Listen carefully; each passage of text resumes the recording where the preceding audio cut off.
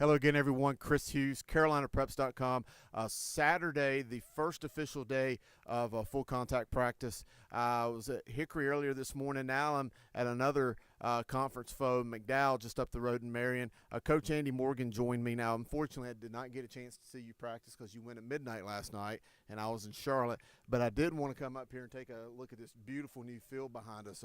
You already had one of the better stadiums in North Carolina. I think it's far and away the largest home side in North Carolina, but with the beautiful views of the mountains, which you'll be able to see over our shoulders, and the turf, it's just a great place to play football. It is. We're blessed that they made the switch, and the kids love it. They look forward. They were here at 9. I told them to be here at 10 so we could meet and get some things taken care of. They were itching to get out there with the lights on, and like I said, they're making a substantial effort to make some things better facility wise, and the community and the kids have deserved it for a long time.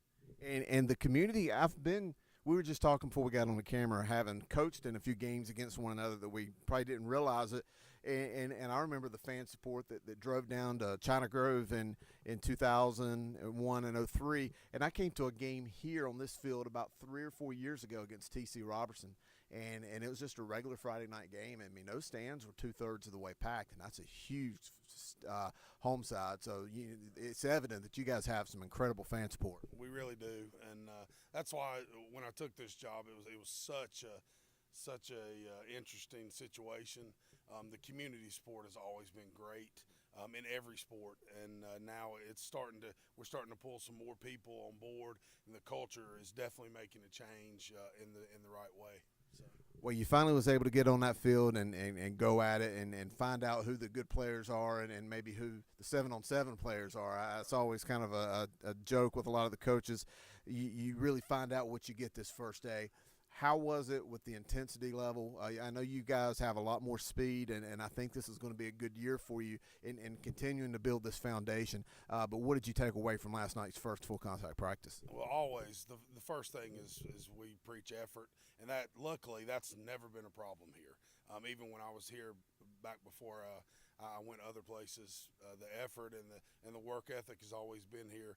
But the JV and varsity, both teams got after it.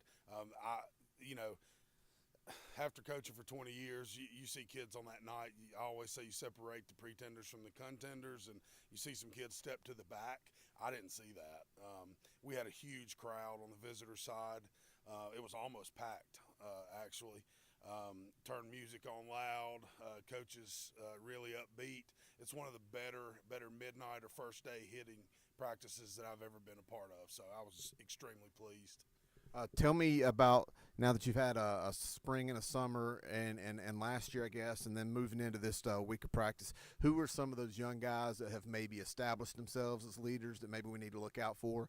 And who are some of your returning veterans that's certainly going to make their mark on this year's team? Right. Well, the biggest is Ricky Amador, our nose guard. He plays some offensive tackle.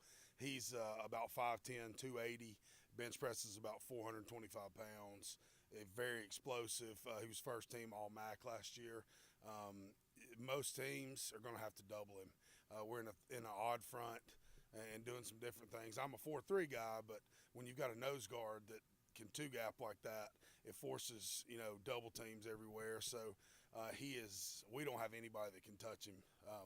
Really, I'm not even sure we can double team him and get him blocked. If he was 6'1", everybody would be after him. He's just a little short. And then we struggled last year on the JV level, but what people don't know is we brought 10 sophomores, and they all started the entire season. I think 9 out of 10 started every game.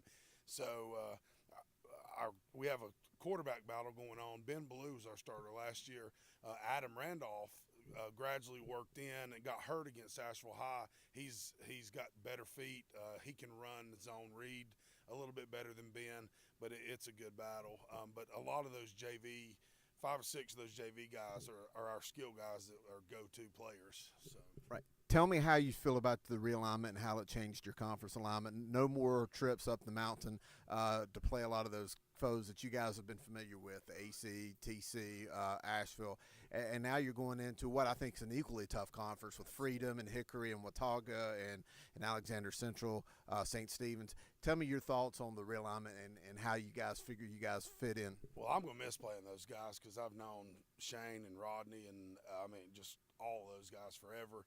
And I like Dinwiddie, and I'd love to continue playing those guys. But going the other way, just Alexander, Freedom, Watauga, Hickory is just a natural. This community understands those type of teams. We've played them forever.